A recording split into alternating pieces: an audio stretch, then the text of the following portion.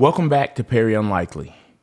Today let's talk about the graph. The graph may be one of the most important cryptos that you've heard about that you are unsure what exactly it does. Well, let me be the first to tell you, if you've not heard it already, you do not want to sleep on the graph. And there are several reasons why, and there are several other projects that I'm going to compare the graph to. And once I explain that, you will know exactly why. Now, I am not a financial advisor, but I do know a thing or 10 about crypto. So before you invest, seek the help of a professional. This is not financial advice. I'm just letting you know how I like to invest in cryptocurrency. And thus far, it has worked out pretty well, if I say so myself. So anyone who's been in cryptocurrency for a little while understands Chainlink, or at least has heard of Chainlink. Chainlink provides off-chain data on-chain. So it pulls real-world data on-chain and provides it to the blockchain. And the goal of it is to do it in a decentralized way.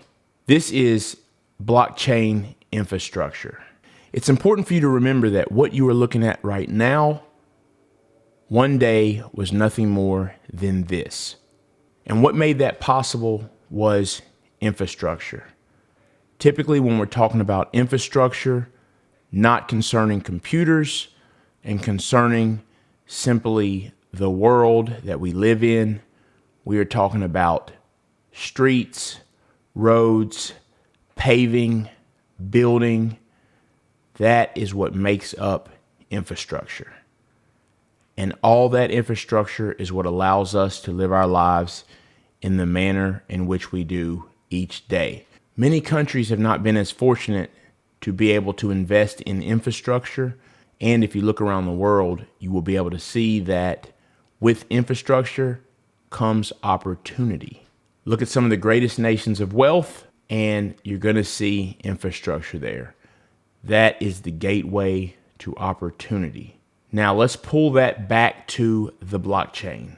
As I just mentioned, Chainlink is infrastructure. You've got to have data to make the cryptocurrency world work. Let me show you why the graph and what it does is an important piece of crypto infrastructure. And let's talk about how high the graph can go during this bull cycle and during 2021. Let's explore the graph.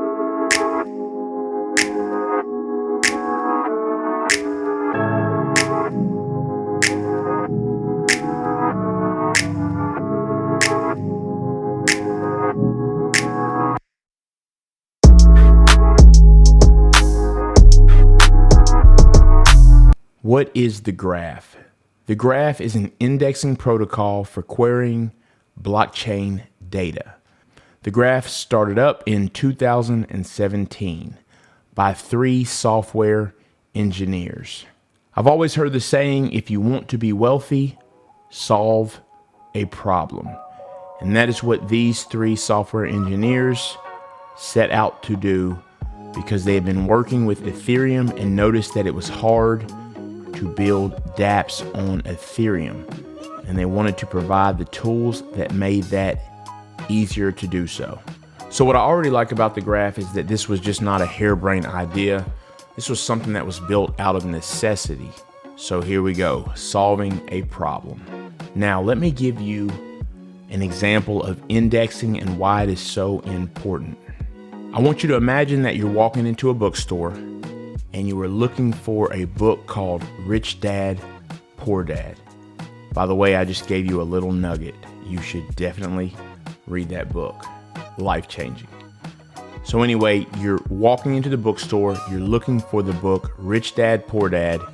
You're going from shelf to shelf, looking for the book, up and down from top to bottom. And of course, it is not easy to find.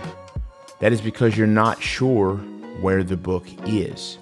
Now, I want you to reimagine that you go back into that bookstore and you're able to type in Robert Kiyosaki. Now, Robert Kiyosaki wrote that book, Rich Dad, Poor Dad.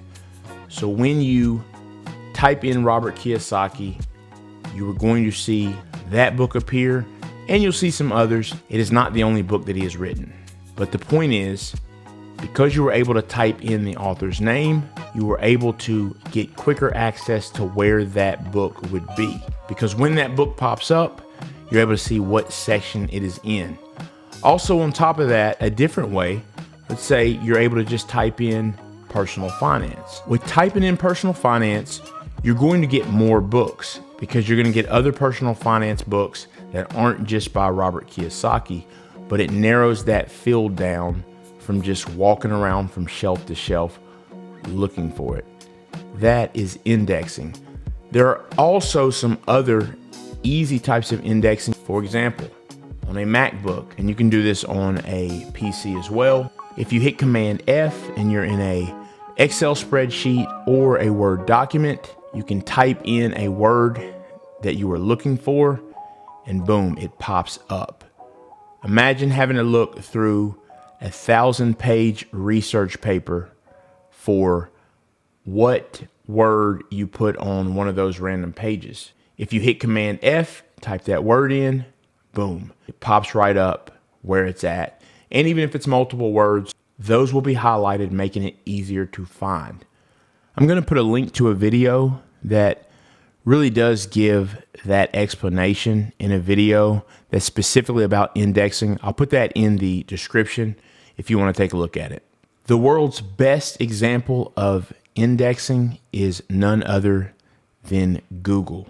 Think about how hard the world would be if you weren't able to just hop on, type in what you're looking for, and have it do the hard work for you.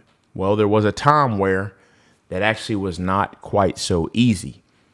But you can have thousands and thousands of news articles, but because of Google, you can hop on, type in what you're looking for, and it can narrow it down to the closest search.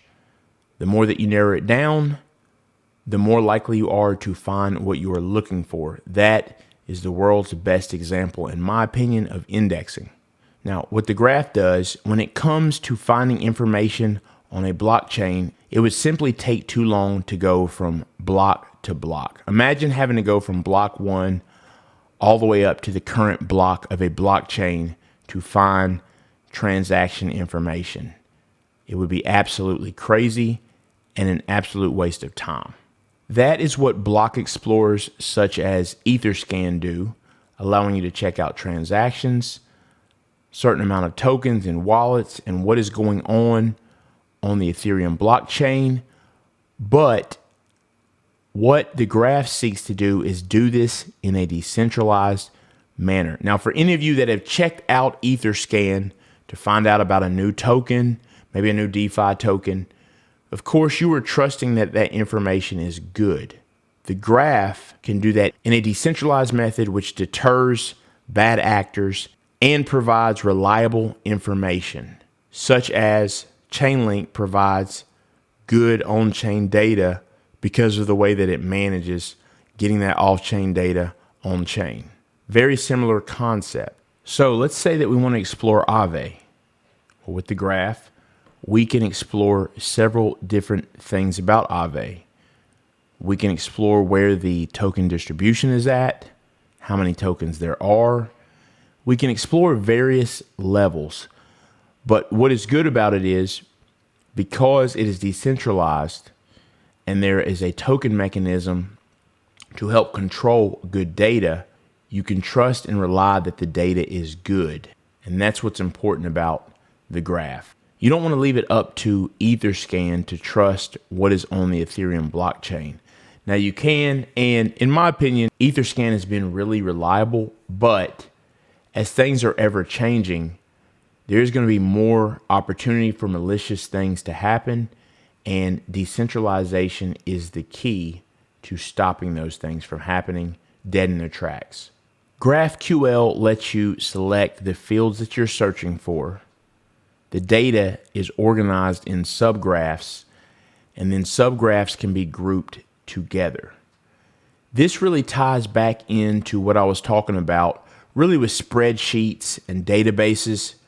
It allows you to break down that information on various blockchains and search for different pieces of information, just like an Access database. There is also a good video with an illustration that does go farther in detail about this, and I'm going to put that in the description in case some of you nerds really want to get into the weeds.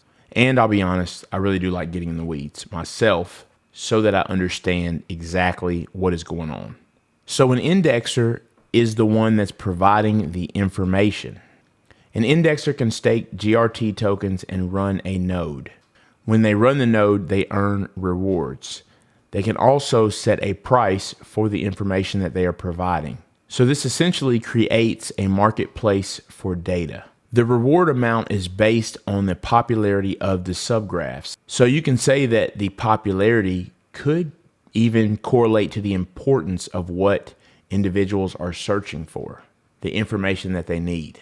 And a little bit deeper in the weeds, there are also fishermen and arbitrators. This helps in dealing with the bad actors who provide bad information. So there's a checks and balances there for that, which is obviously important because when people are looking for information, they need it to be accurate. Especially anything that would pertain to finances, we need to have accountability, and the graph has a system in place to help ensure that. Can you imagine not having a computer operating system or Word or Excel?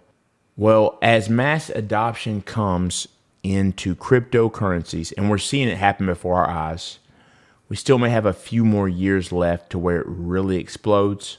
That is going to be a time where, as businesses enter into this space and more people are getting deeper into the weeds on certain coins, certain tokens, and want to know what's going on, see transactions, decentralization and the graph are going to be a must.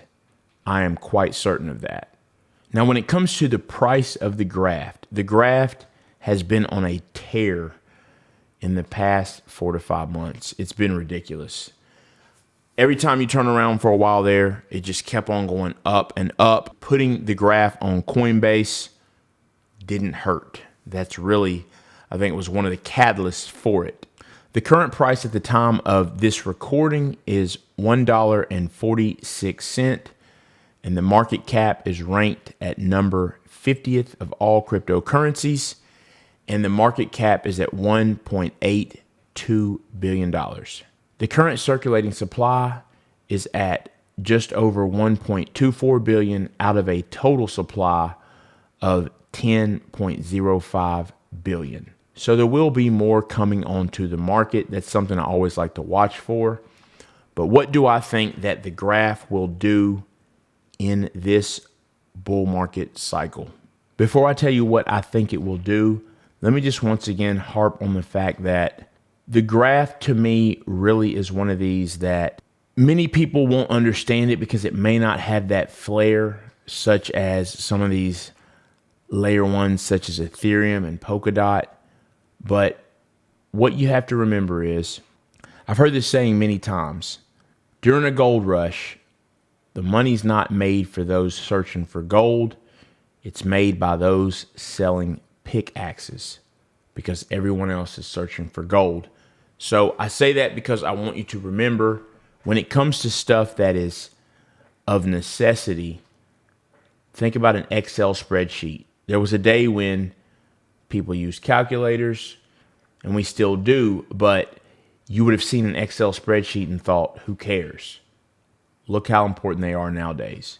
You always want to pay attention to those little things that are going to become a part of everyday life. And I do believe that the graph is going to become a part of everyday crypto life. But you've got to make that decision for yourself in terms of price. I'm going to leave it at this. First of all, I do have a little bag of the graph. I actually got it for a family member. But I do believe I will be buying in some more because I have pretty good hopes of it during this bull cycle. I think a 10x is pretty easy, and that is just my opinion. That would take us to $18.2 billion in market cap and would put us at somewhere just over $14.60. I do think that it can do better than that, but I always like to lowball it. And the fact that it's on Coinbase, we have liquidity. For those of you that have not been in this space for a while, I know you may look at where it's at right now and think, that seems like it's such a far way to go. But what I urge you to think about, Uniswap recently, a couple months ago, was $3. And now we're talking somewhere around $33 or $34. We're talking an 11x. And it did that in what I think was probably about a 5-week time span. We have not even gotten to parabolic levels. Pay attention, learn, do your own research. Thanks for watching this video on the graph. I will also post an article in the description for you to check it out, get more into it, learn a little bit more about the graph if you are interested in it. Thanks for watching Perry Unlikely. Subscribe to the channel if you want to keep up with different projects. Let me know in the comments what projects you want me to check out. Hit the like button, and I will see you next time.